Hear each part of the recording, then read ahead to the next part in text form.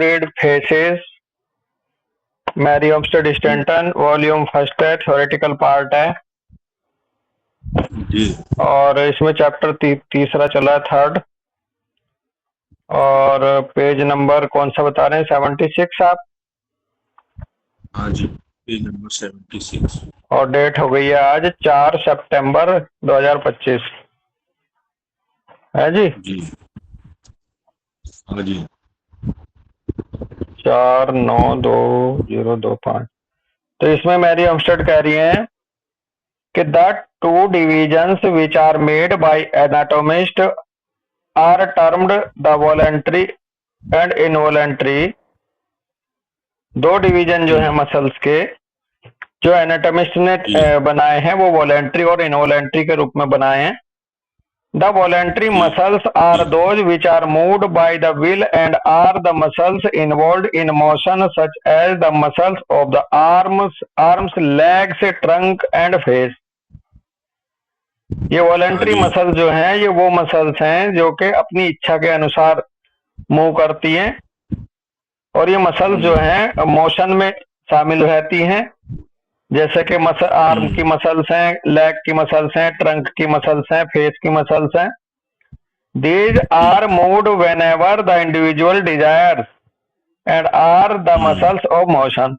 और ये मसल्स तब मूव करती हैं जब कोई इंडिविजुअल चाहता है, अपनी इच्छा से मूव कर सकता है इनको, और ये मसल ऑफ मोशन कहलाती हैं voluntary. The involuntary muscles are those which move automatically and are not controlled by the will or wish of man. Involuntary muscles वो होती हैं जो कि ऑटोमेटिकली मूव करती हैं और ये किसी भी इंसान के कंट्रोल में या उसकी इच्छा के अनुसार काम नहीं करती, है ऑटोमेटिक काम करती हैं। These muscles are the large organs of the viscera composed of fibrous material and are moved by inward motions produced by the circulation of the air and the periodic movements of the heart and the involuntary characters of the stomach in the digestion। भैया रख दो, यहीं छोड़ दो doctor साहब। हाँ जी, मैं ले लूंगा यहीं, मेरे बिना बस छोड़ दो, यहीं छोड़ दो, देनी नहीं है ना। तो ये जो इनवॉलेंट्री मसल्स हैं, ये लार्ज ऑर्गन्स ऑफ द विसरा में मिलती हैं, कंपोज जो के कंपोज रहते हैं फाइब्रस मटेरियल के, और मूव करती हैं ये इनवर्ड मोशंस और पैदा करती हैं सर्कुलेशन एयर का और periodic movements of the heart का, and the involuntary contraction of the stomach in the digestion. और जब डाइजेशन होता है स्टमक में तो वहां भी इनवॉलेंट्री कॉन्ट्रैक्शन ये इनवॉलेंट्री मसल करती हैं। Hence the heart, lungs and stomach are involuntary muscles together with the walls of the veins and the several septums of the heart and other organs। इसलिए जो heart हुआ, lung हुआ, stomach हुआ, इसमें involuntary muscles होती हैं और साथ में वाल्व्स होते हैं वेन्स के अंदर और सेवरल सेप्टम्स होते हैं हार्ट के अंदर और दूसरे ऑर्गन्स में। The muscles of the larynx belong to the mixed class. और जो ये लैरिंग्स में मिलती हैं ये मिक्स क्लास की होती है, वहां पे वॉलेंट्री और इनवॉलेंट्री दोनों मिलती हैं अमित भाई। बिल्कुल। In the production of sound they are wholly under the control of the will and are then voluntary, but in the deglutition and respiration they are spasmodic and automatic and are then involuntary. और larynx में क्या है कि जब आवाज पैदा करनी होती है तो ये पूरी कंट्रोल में रहती हैं ये मसल्स आवाज पैदा करने के लिए, और लेकिन जब कुछ निगला जाता है या सांस लिया जाता है तो ये स्पाज्मोटिक और ऑटोमेटिक पैटर्न पे काम करती हैं। तो इस तरह से ये मिक्स क्लास होती है दोस्त लैरिंग्स में। A minute description of all these combinations is unnecessary for the general reader. बहुत जो माइन्यूट डिस्क्रिप्शन है इन सभी का, सभी के कॉम्बिनेशन का, वो अनावश्यक ही है किसी जनरल रीडर के लिए। Those who design becoming teachers and examiners can refer to the rules laid down for the basic principle of forms and apply those principles to the combination which they have under consideration। After learning the sort of character exhibited by the straight, the crooked, the round, the thin, the long muscles, etc. He can, upon observing any given combination in a character, make such observations upon it as the basic rule of form declares to be correct. तो basically voluntary और involuntary का जो पढ़ना है एक तरह से उसका तो कोई बहुत ज्यादा रोल है नहीं, ये अननेसेसरी है, जबकि जो बेसिक प्रिंसिपल ऑफ फॉर्म को के रूल को जानने के लिए अमित भाई एक तरह से इनका जो कॉम्बिनेशन है, जैसे कि इन्होंने छह तरीके से बताई हैं, स्ट्रेट है, क्रूक्ड है, राउंड है, थिन है, लॉन्ग है और शॉर्ट है। ये इनको इस तरह से अगर हम स्टडी करेंगे, ऑब्जर्व करेंगे इनके कॉम्बिनेशन को कि किस टिश्यू में या किस ऑर्गेनिज्म में किस तरह का कॉम्बिनेशन है, तो उस तरह से उसका बेसिक रूल ऑफ फॉर्म के थ्रू ये डिक्लेयर कर सकता है करेक्ट इंफॉर्मेशन एक तरह से। तो स्टैंटन ये कह रही है कि वॉलेंट्री इनवॉलेंट्री के उससे कोई लेना देना नहीं है। अगर आप इनको ऐसे पढ़ोगे कि straight muscles, crooked muscle, round muscle, thin muscles, long muscle, short muscle, और फिर इनके आपस में कॉम्बिनेशन कि किस पार्ट में कौन कौन सी मसल आपस में किस तरह से कंबाइंड हुई है, तो वो उसकी असली कैरेक्टरिस्टिक को बताती हैं दोस्त। बिल्कुल बिल्कुल। The combination of muscles which are most commonly exhibited are the short and round and the long and thin. और जो कॉम्बिनेशन है मसल्स का, वो जो सबसे ज्यादा दिखाई देता है वो शॉर्ट एंड राउंड का साथ आना होता है और लॉन्ग और थिन का आना होता है। Yet they are sometimes found mingled in just the opposite manner, and then they point to characteristics easily understood by those who learn the principles upon which they act and the kind of character which each simple uncombined short discloses.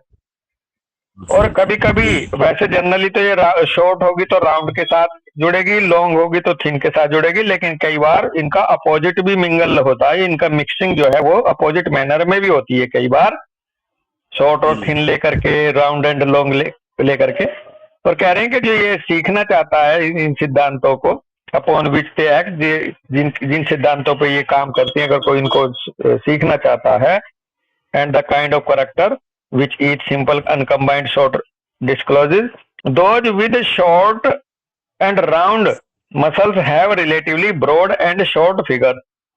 सीखने के आधार पर वो कह रहे हैं, अब आगे कह रहे हैं कि जो मसल्स शॉर्ट और राउंड होंगी वो रिलेटिवली ब्रॉड और शॉर्ट फिगर बनाएंगी किसी इंसान में।